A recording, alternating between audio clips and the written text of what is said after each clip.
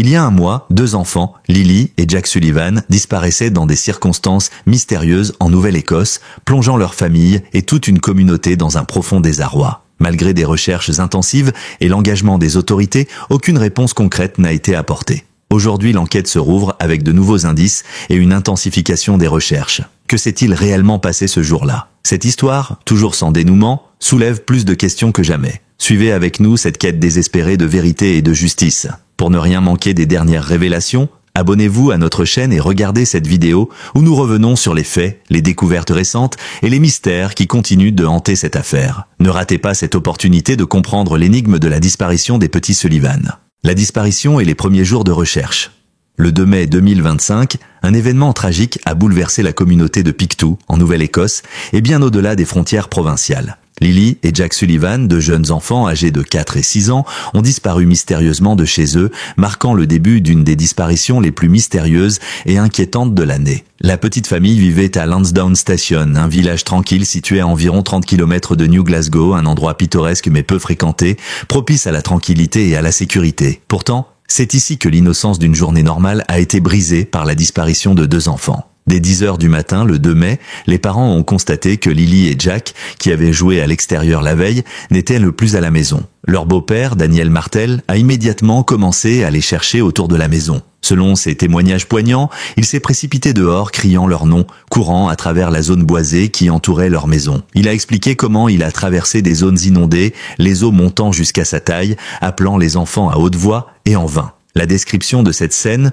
où un homme se battant contre les éléments de la nature semble livré à lui-même, exprime l'ampleur de la désolation ressentie. Malgré la pluie, le vent et la chaleur de la peur grandissante, il n'a trouvé aucune trace de ses enfants, à part 2 petites empreintes de pas près de la maison, face à la route, comme si les enfants s'étaient arrêtés là avant de disparaître sans laisser d'autres indices. Daniel Martel a fait état de sa profonde inquiétude en mentionnant que les enfants détestaient être mouillés et se seraient probablement immédiatement réfugiés à l'intérieur s'ils avaient été dans la forêt ou dans l'eau. Mais ces empreintes solitaires et la disparition soudaine ont créé une atmosphère de mystère. Daniel Martel, en état de choc, a expliqué aux autorités qu'il avait immédiatement appelé la police et qu'il avait activé des recherches personnelles avant même que l'aide officielle n'arrive. Il a couru à travers la zone à la recherche de Lily et Jack, faisant tout ce qui était en son pouvoir pour les retrouver. Cependant, même son courage n'a pas permis de dénouer le mystère qui entourait leur disparition. Les autorités locales de la GRC, Gendarmerie royale du Canada, ont rapidement réagi et ont lancé une vaste opération de recherche. Les équipes de sauvetage au sol, accompagnées de chiens policiers, de drones et d'hélicoptères,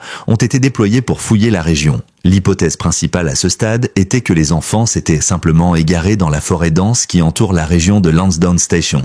Un terrain difficile à naviguer, surtout pour des enfants en bas âge. L'idée qu'ils puissent avoir marché au hasard sans but précis semblait plausible, mais la situation ne correspondait pas à une disparition ordinaire. Lily et Jack étaient des enfants bien élevés et le fait qu'ils aient disparu sans laisser de traces pendant une matinée complète a suscité une inquiétude croissante chez les autorités, mais aussi chez la communauté. Le beau-père, après plusieurs heures de recherche sans résultat, a exprimé son désespoir et son espoir de les retrouver vivants. Il a été entendu dire « Ils n'aiment pas être mouillés et froids, alors ils reviendraient sûrement à la maison s'ils étaient là. » Mais il n'y a rien, pas un bruit, pas une trace. Ces mots ont résonné dans le cœur de tous ceux qui suivaient l'affaire. L'angoisse grandissait à mesure que les heures passaient et l'impossibilité de retrouver les enfants dans une région aussi restreinte accentuait le mystère. Les premiers rapports ont également indiqué qu'il n'y avait aucune preuve d'une quelconque abduction, ce qui a empêché le déclenchement d'une alerte Amber, un système d'urgence destiné à retrouver les enfants disparus dans les plus brefs délais. Cependant, cette décision n'a pas manqué de soulever des questions dans les médias et au sein de la population locale. Pourquoi une alerte n'a-t-elle pas été émise immédiatement, surtout lorsque l'absence d'indices concernant les enfants était aussi évidente?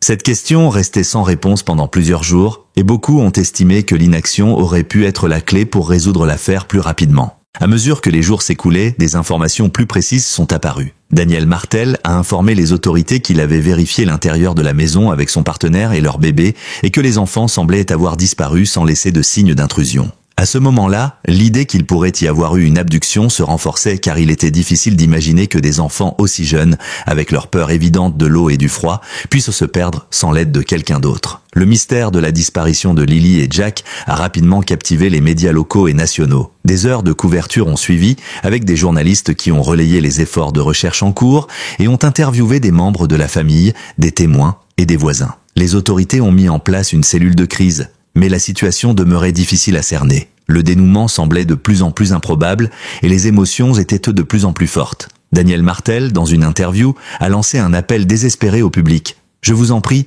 aidez-nous à retrouver nos enfants. Nous avons besoin de vos yeux et de vos oreilles. » Ce message a été relayé dans tout le pays, mais malgré des centaines de témoins potentiels, aucune nouvelle piste n'émergeait. Le premier mois de recherche a donc été marqué par une tension extrême. Les premiers jours ont été remplis d'espoir et de désespoir alternés, et chaque minute semblait compter. Lily et Jack sont devenus les visages d'un mystère national, un mystère dont la solution semblait de plus en plus éloignée avec chaque heure qui passait sans réponse.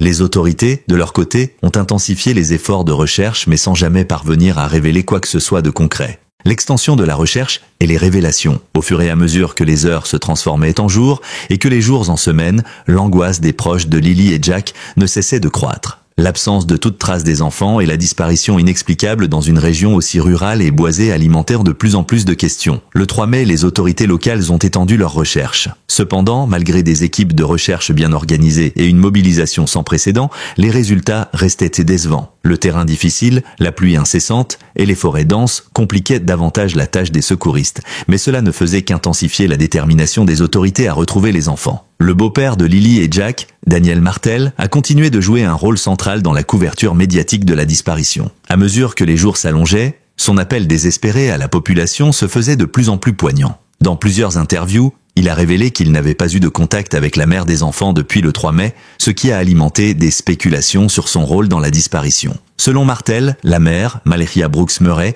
avait quitté la région peu après la disparition des enfants, sous des circonstances qu'il jugeait troubles. La communication avec les médias, de même, s'est interrompue après quelques premières déclarations publiques, car les autorités lui avaient demandé de cesser de parler aux journalistes, invoquant des raisons juridiques et la nécessité de préserver l'intégrité de l'enquête. De leur côté, les forces de l'ordre, bien qu'en désarroi face à l'ampleur de l'affaire, ont rapidement mis en place une série de stratégies pour tenter de résoudre ce mystère. Le 7 mai, la Gendarmerie royale du Canada, GRC, a annoncé que, bien qu'elle réduisait la recherche à des zones plus ciblées, les efforts n'étaient pas abandonnés. Cette décision, loin d'être une défaite, était présentée comme un moyen d'optimiser les recherches en se concentrant sur des espaces spécifiques où des indices avaient été repérés. La GRC insistait sur le fait que la recherche n'était pas terminée, mais qu'elle devait être plus stratégique afin de maximiser les chances de retrouver les enfants vivants. Cependant, la réduction des efforts n'a pas fait taire les spéculations et l'inquiétude grandissante parmi les habitants de Lansdowne Station et des communautés environnantes. Les autorités ont annoncé qu'elles allaient se concentrer sur la recherche dans des zones spécifiques en utilisant des drones et des hélicoptères pour survoler des terrains précis. Mais ces efforts ont été entravés par les conditions météorologiques de plus en plus difficiles. La pluie, la brume et le terrain montagneux rendèrent la recherche complexe et épuisante, tant pour les secouristes que pour la famille des enfants qui commençaient à perdre espoir. La communauté locale a montré une solidarité sans faille, avec des dizaines de bénévoles qui se sont joints à la recherche chaque jour, malgré les conditions adverses. Le 8 mai, la GRC a déployé une équipe de récupération sous-marine pour examiner les plans d'eau autour de Lansdowne Station. Mais les résultats ont été infructueux. Parallèlement, des informations intrigantes ont commencé à émerger. Les témoins ont confirmé avoir vu les enfants en public la veille de leur disparition, le 1er mai, avec des membres de leur famille. Ces nouvelles informations ont modifié la trajectoire de l'enquête. Le 28 mai, la GRC a demandé aux résidents et aux conducteurs d'envoyer toutes vidéos ou images capturées le long de Gairloch Road entre le 28 avril et le 2 mai afin de retracer le parcours des enfants avant leur disparition. Ces nouvelles données ont été intégrées à l'enquête pour établir une chronologie plus précise des événements. Le beau-père, Daniel Martel, a continué à jouer un rôle essentiel dans la mise à jour des informations publiques. Il a révélé qu'il avait passé un test polygraphique, offrant de manière transparente ses résultats aux autorités et au public. Selon Martel, les résultats du test étaient favorables, ce qui, selon lui, prouvait son innocence et sa détermination à aider à retrouver les enfants. Cependant, bien que les résultats du polygraphe aient été jugés positifs par Martel, les spéculations sur son rôle dans la disparition persistaient dans les médias et les discussions publiques. Ce type de test, bien qu'il ne soit pas un moyen définitif d'établir une vérité, a cependant apporté une certaine légitimité aux affirmations de Martel, mais il n'a pas réussi à apaiser les doutes qui planaient sur la situation. Dans le même temps, la mère des enfants, Maléria Brooks Murray, s'est retrouvée au centre de l'attention des médias. Bien qu'elle ait été conseillée par les autorités de ne pas parler davantage aux journalistes, sa mère, Cindy Murray, a pris la parole pour exprimer l'espoir de la famille, en insistant sur le fait que la situation n'était pas encore désespérée. Toutefois, l'absence prolongée de Malehia dans les médias a alimenté des rumeurs selon lesquelles elle pourrait être impliquée d'une manière ou d'une autre dans la disparition de ses enfants. Cette situation a jeté une ombre sur l'enquête, car l'isolement de la mère des enfants a créé un fossé de communication et amplifié les tensions entre les parties concernées. Le 17 mai, alors que la recherche continuait, la GRC a de nouveau sollicité l'aide de la communauté en lançant un appel aux volontaires pour participer à une nouvelle série de recherches. Plus de 100 personnes se sont jointes à l'effort de recherche pendant le week-end, scrutant des zones spécifiques et offrant leur soutien aux autorités. Mais même après plusieurs jours de recherches intensives, aucun nouvel indice n'a été trouvé. Le 18 mai, la GRC a affirmé que les recherches effectuées au sol et dans les airs seraient minutieusement évaluées, dans l'espoir de déterminer si d'autres zones nécessitaient une exploration plus poussée. Cependant, le sentiment d'incertitude persistait et les proches des enfants ne pouvaient que continuer à espérer un miracle tout en étant conscients que la situation devenait de plus en plus critique. La communauté locale, quant à elle, vivait dans une tension constante. Chaque jour apportait son lot de nouvelles théories et de spéculations, alimentées par l'incertitude et la frustration croissante de ne pas obtenir de réponse. Les recherches devenaient de plus en plus ciblées. Mais l'espoir de retrouver Lily et Jack se fanait avec chaque jour qui passait sans nouvelles. Les autorités, malgré leur professionnalisme et leur engagement, commençaient à se heurter à la réalité d'une recherche sans fin, sans aucun indice concret ni de progrès significatif. L'absence de preuves tangibles continuait de rendre l'enquête particulièrement complexe, alors que la famille et la communauté se retrouvaient pris dans un tourbillon d'émotions contradictoires. Le dernier mois de recherche et l'incertitude persistante. Alors que le mois de mai avançait et que la recherche de Lily et Jack Sullivan restait infructueuse, les familles des enfants, les autorités et la communauté locale étaient plongées dans une spirale de frustration et de désespoir. Les premiers jours de juin ont marqué un tournant dans cette affaire qui, au fil du temps, devenait de plus en plus tragique et pleine d'incertitudes. La Gendarmerie royale du Canada, GRC, a poursuivi ses efforts pour localiser les enfants, mais malgré des moyens considérables et une organisation sans faille, les résultats se faisaient attendre. Le 1er juin, la recherche a repris autour de la maison des enfants sur Garlock Road, un secteur qui avait déjà été largement exploré, mais avec des indices nouveaux concernant une petite empreinte de botte qui avait été trouvée près d'un sentier de pipeline. Cette empreinte, bien que minuscule et fragile, a ravivé l'espoir, mais elle n'a pas fourni les réponses tant attendues. Les conditions météorologiques difficiles ont de nouveau joué un rôle de frein dans les recherches. La pluie battante, les températures fraîches et les fortes rafales de vent ont compliqué le travail des équipes de recherche. Le samedi 1er juin, environ 75 personnes se sont rassemblées pour aider aux fouilles, armées de drones et accompagnées de chiens de recherche, mais une tempête géomagnétique imprévue a forcé les drones à rester au sol le dimanche. Les technologies modernes, qui étaient censées améliorer les chances de succès, se retrouvèrent bloquées par la nature elle-même, soulignant le défi titanesque auquel se heurtaient les autorités. Malgré tout, les secouristes ont poursuivi leur travail, mais en fin de journée, il était devenu évident qu'aucune nouvelle information cruciale n'avait été recueillie. La GRC a dû reconnaître que les chances de retrouver Lily et Jack en vie diminuaient de jour en jour. Pourtant, bien qu'une partie de la communauté ait commencé à se préparer à l'idée d'un résultat tragique, les autorités ont continué d'insister sur le fait qu'elles ne baisseraient pas les bras. Cette situation de recherche sans fin a mis à rude épreuve le moral de tous, mais la GRC a affirmé que tant qu'il y aurait une possibilité, aussi mince soit-elle, ils continueraient à chercher. La question qui se posait maintenant était de savoir jusqu'où ils pouvaient aller dans leurs efforts. Est-ce qu'une nouvelle recherche ciblée serait possible?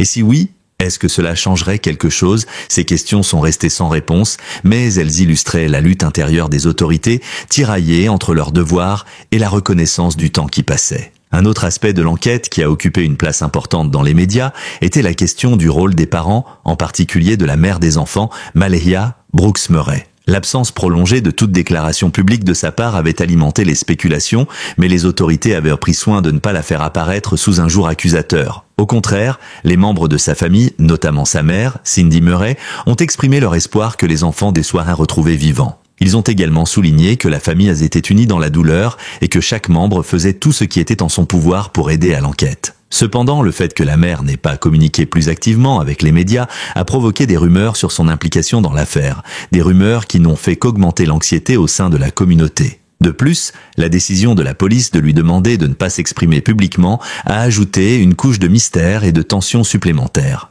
Parallèlement, la situation concernant le beau-père, Daniel Martel, continuait de faire l'objet d'attention médiatique. Bien que les résultats de son test polygraphique aient été jugés favorables, les suspicions et les théories circulant sur les réseaux sociaux n'ont pas cessé. Certains ont suggéré qu'il aurait pu être impliqué d'une manière ou d'une autre, même si aucune preuve tangible ne venait étayer ces accusations. Daniel Martel, malgré les critiques et la pression médiatique, a continué à jouer un rôle clé en maintenant l'attention du public sur la disparition de Lily et Jack. À travers ses déclarations poignantes, il a essayé de rallier la communauté à la cause en demandant de garder l'espoir vivant et en espérant que la recherche aboutirait à un miracle. Son engagement sans faille et sa volonté de ne pas abandonner ont fait de lui une figure centrale de cette tragédie.